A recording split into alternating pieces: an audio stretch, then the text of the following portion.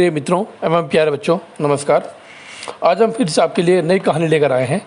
सिंहासन 32वीं कहानियों की श्रृंखला की पांचवी पुतली लीलावती की कहानी। इस कहानी में पांचवी पुतली लीलावती राजा भोज को राजा विक्रमादित्य की माँ की कहानी के माध्यम से यह समझाने का प्रयास करती है कि हमारे जीवन में दान का क्या महत्व है। तो आइए सुनते हैं आज की कहानी, और कहानी सुनने के बाद कमेंट करके ज़रूर बताएं कि आपको ये कहानी कैसी लगी, और अपने मित्रों के साथ इसे ज़रूर शेयर करें और हमारे चैनल को भी सब्सक्राइब कर लें। तो चलिए सुनते हैं आज की कहानी।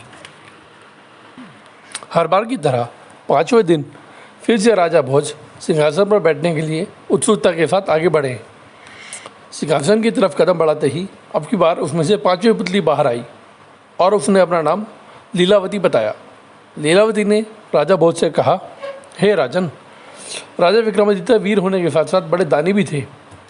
अगर आपको लगता है कि आप भी उन्हीं की तरह एक दानवीर हैं तो ही आप इस सिंहासन पर बैठ सकते हैं। इतना कहकर लीलावती ने विक्रमादित्य की दानवीरता की कहानी राजा भोज को सुनानी शुरू कर दी।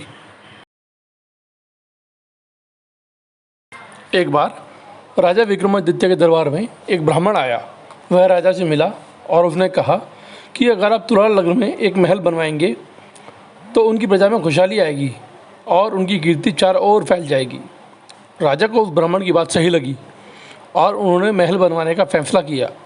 हीरे जवाहरात, सोने चांदी और मोती से उन्होंने एक भव्य महल का निर्माण कराया।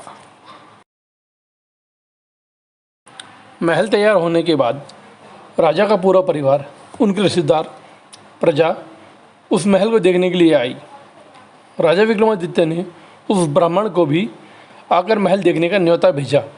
सभी महल की खूबसूरती को देखते ही रह गए। वह ब्राह्मण भी महल देखकर दंग रह गया। महल की सुंदरता देखने के बाद ब्राह्मण के मुंह से अचानक निकल गया, काश यह महल मेरा होता। ब्राह्मण की इच्छा जानकर राजा ने तुरंत वह महल उस ब्राह्मण को दान में देने की घोषणा कर दी। महाराज की बात सुनकर ब्राह्मण हैरान रह गया। वह दौड़ता हुआ अपने घर पहुंचा और उसने यह बात अपनी पत्नी को बताई। उसकी पत्नी को इस बात पर विश्वास ही नहीं हुआ और उसने सोचा कि ब्राह्मण पागल हो गया है। अपनी पत्नी को यकीन दिलाने के लिए वह उसे महल लेकर गया। महल को देखकर और लोगों की बातें सुनकर ब्राह्मण भी हैरान रह गई। उसने पूरा महल देखने की इच्छा जताई।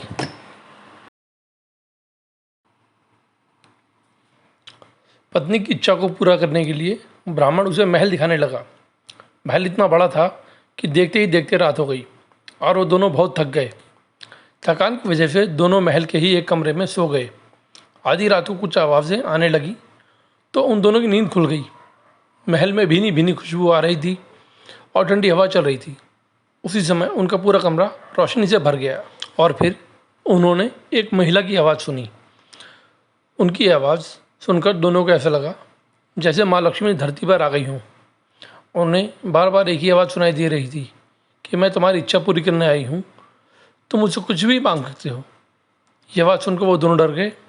माँ लक्ष्मी ने अपनी बात 3 बार दोहराई, लेकिन उन दोनों ने कुछ नहीं मांगा। माँ लक्ष्मी वहाँ से चली गई। इसके बाद ब्राह्मणी बोली, जरूर इस महल में भूतों का साया है, तभी राजा ने हमें यह महल दान में दे दिया है। तुम कल ही जाकर उनसे कहो कि हमें यह महल नहीं चाहिए, हम अपनी कुटिया में ठीक हैं, वहाँ कम से कम चैन से सो तो पाते थे। ब्राह्मण को अपनी पत्नी की बात बिल्कुल सही लगी और किसी तरह महल में रात काटकर दोनों सुबह वापस अपनी कुटिया में चले गए। हाथ मुँह धोकर ब्राह्मण तुरंत राजा विक्रमादित्य के पास पहुँचा और कहा कि महाराज, महल वापस ले लीजिए, हम इतने भव्य महल में नहीं रह सकते। इस पर राजा ने कहा, हे ब्राह्मण देव, वो महल मैंने आपको दान में दे दिया है, उसे मैं वापस कैसे ले सकता हूँ। ब्राह्मण ने राजा की एक बात नहीं सुनी और बार बार उनसे महल वापस लेने को कहने लगा।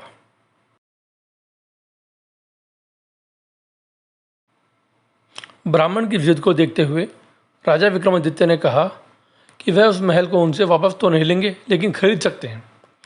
ब्राह्मण ने राजा की बात मान ली।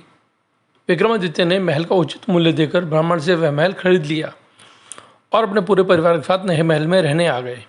एक रात जब राजा विक्रमादित्य महल में सो रहे थे तो दोबारा लक्ष्मी माँ वहाँ आई और उन्होंने कहा, हे राजन, तुम्हें जो चाहिए मुझसे मांग लो, तुम्हारी हर इच्छा पूरी कर सकती हूँ। इस पर राजा ने कहा, माँ, आपके आशीर्वाद से मेरे पास सब कुछ है, मुझे अपने लिए कुछ नहीं चाहिए। हाँ, अगर आप कुछ देना ही चाहती हैं तो मेरी पूरी प्रजा पर धन की वर्षा कर दीजिए। ऐसा होने पर मेरी पूरी प्रजा संपन्न हो जाएगी। राजा की इच्छा जानकर माँ लक्ष्मी ने पूरी रात राज्य पर धन की वर्षा कर दी। सुबह उठकर जब लोगों ने इतना धन देखा तो सारा धन राजा विक्रमादित्य को सौंपने के लिए महल आ गए। राजा ने प्रजा के इस प्यार को देखकर उन्हें बताया कि यह सारा धन उनकी प्रजा के लिए ही है, इसी वजह से सब अपने अपने हिस्से का धन अपने पास ही रखें। उनकी बात सुनते ही पूरी जनता प्रसन्न हो गई और राजा की जय जयकार करने लगी। यह कहानी सुनाने के पश्चात पुत्री लीलावती ने कहा, हे राजन, अब आप इस कथा के आधार पर सोच विचार कर बताएं कि क्या आप भी राजा विक्रमादित्य के समान दानी और प्रतापी हैं? क्या आप भी अपना प्रिय महल या अन्य प्रिय वस्तुएं किसी साधारण व्यक्ति को दान कर सकते हैं? इतनी कहानी सुनाकर पांचवी पुतली वहां से उड़ गई।